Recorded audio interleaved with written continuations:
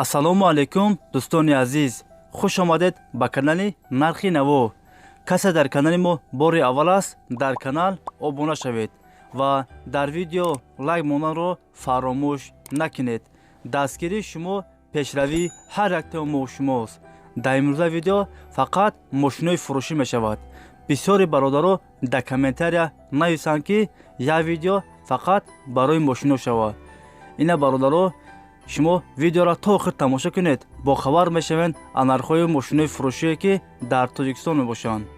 якум мошини фурӯшӣ Daewoo Tico, соли бароришаш 95, объем мотор 1, сӯзишворияш газ ва бензин, коробка передач механик, привод передний, кузаш седан. мошин дар ҳолати хуби техникӣ қарор дорад дар шаҳри Душанбе. состояниш 100% аст мега соҳибаш. ягон дард надорад. мошина фавран фурӯхта мешавад. нархаш 15000 сомон. касе харидор аниқ бошад, бо арзон ҳам мешавад гуфтагии соҳиби мошин. агар шумо харидор аниқ бошед, занг занед, бо маълумоти бештарро аз соҳиби мошин дастрас кунед. дӯстони азиз, дастгирӣ кардани моро фаромӯш накунед. дар видеонавор лайк бигузоред. баъди тамошои видео ҳатман фикротона дар комментария нависед. касе дар канали мо меҳмон аст, дар канал обуна шавед. як рӯз пас ё ду рӯз пас видеои нави хонаҳои фурӯшӣ мешавад. ҳатман дар канал обуна шавед. мо мегзарем ба дигар мошинои фурӯшӣ.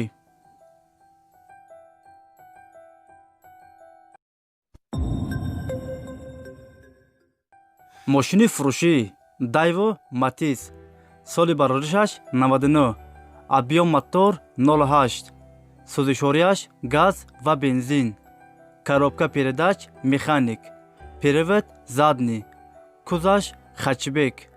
мошин дар ҳолати хуби техникӣ қарор дорад дар шаҳри Хуҷанд. состояниш созай бародаро, ягон дард надорад.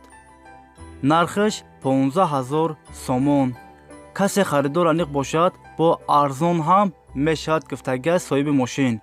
агар шумо харидор аниқ бошед, занг занед, бо маълумоти бештарро аз соҳиби мошин дастрас кунед.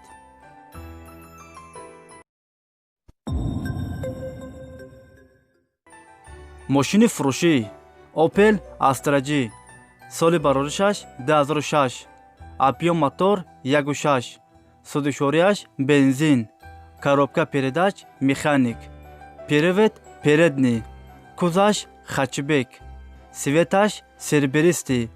мошин дар ҳолати хуби техникӣ қарор дорад дар шаҳри Душанбе. состояниш 100% бародаро, вагоне. мошин ягон дард надорад. состояниш 100%. мошина фавран фурӯхта мешавад. нархаш 58000 сомон. касе харидор аниқ бошад, занг занед, бо маълумоти бештарро аз соҳиби мошин дастрас кунед.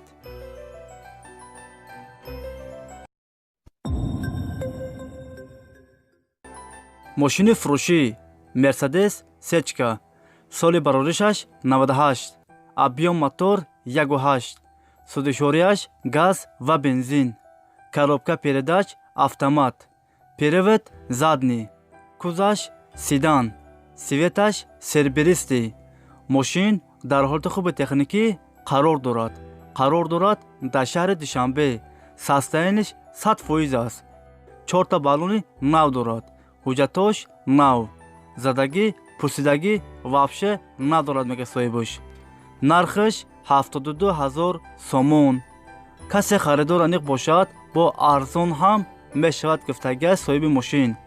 агар шумо харидор аниқ бошед, рақамҳо барои тамос дар рӯи экрани шумо.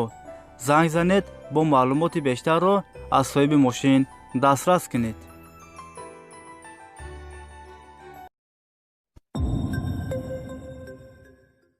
мошини фурӯшӣ Opel Astra G, соли бароришаш 2001, объем мотор 1.6, сӯзишворияш газ ва бензин, коробка передач механик, привод передний, кӯзаш хачибек.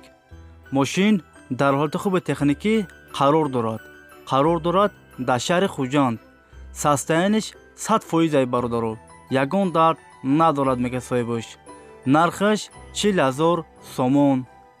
касе харидор аниқ бошад, бо арзон ҳам мешавад гуфтагиҳои соҳиби мошин. агар шумо харидор аниқ бошед, рақамҳо барои тамос дар рӯи экрани шумо. занг занед, бо маълумоти бештарро аз соҳиби мошин дастрас кунед.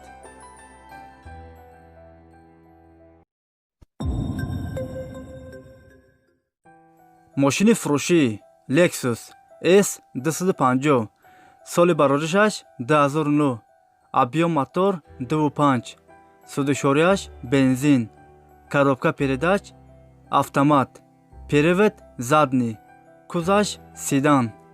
мошин дар ҳолати хуби техникӣ қарор дорад дар шаҳри Душанбе. состояниш 100% бародаро, ягон дард надорад. мотор, коробка 100%. мошина спортивни кадагиян барои худашон срочно мефурӯшандша. документош то 20 январа. нархаш 150,000 сомон. касе конкретна харидор бошад, бо арзон ҳам мешавад гуфтагиҳои соҳиби мошин. агар шумо харидор аниқ бошед, рақамҳо барои тамос дар рӯи экрани шумо. занг занед, бо маълумоти бештарро аз соҳиби мошин дастрас кунед.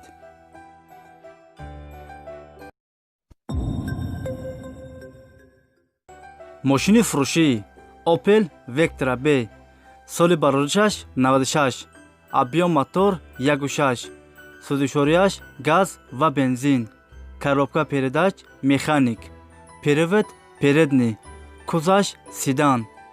мошин дар ҳолати хуби техникӣ қарор дорад дар шаҳри Душанбе. состояниш 100% бародаро, ягон дард надорад. 4 баллони нав дорад. мошина срочно фурӯхта мешавад. нархаш 29,000 сомон. касе харидор аниқ бошад, бо арзон ҳам мешавад гуфтагиҳои соҳиби мошин. агар шумо харидор аниқ бошед, занг занед, бо маълумоти бештарро аз соҳиби мошин дастрас кунед.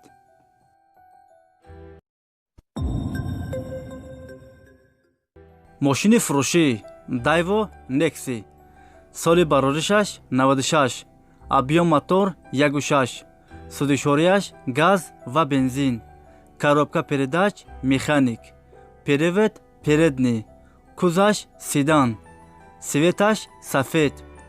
мошин дар ҳолати хуби техникӣ қарор дорад дар шаҳри Душанбе. состояниш 100% бародаро, задагӣ пусидагӣ надорад, мега соҳибаш. сум дар корай ба ҳамин хотир мефурӯша. нархаш 23,000 сомон. касе харидор аниқ бошад, бо арзон ҳам мешавад.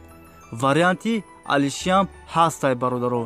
касе харидор аниқ бошад, рақамҳо барои тамос дар рӯи экрани шумо. занг занед, бо маълумоти бештарро аз соҳиби мошин дастрас кунед.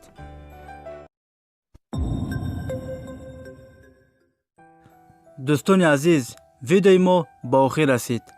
агар шумо лайк мондагӣ набошед, барои дастгирӣ кардани мо дар видео лайк монед ва фикротонро ҳатман дар комментария нависед.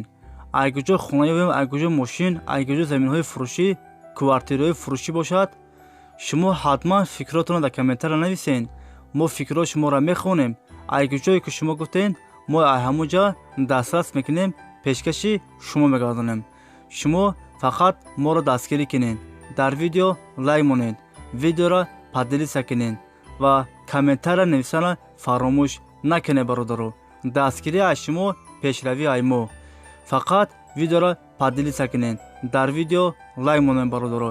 айгуҷое ки шумо гуфтед, хонаҳои фурӯшӣ ё заминҳои фурӯшӣ, мошинои фурӯшӣ, квартираҳои фурӯшӣ бошад, шумо фақат фикрҳои худтонро дар комментария нависед.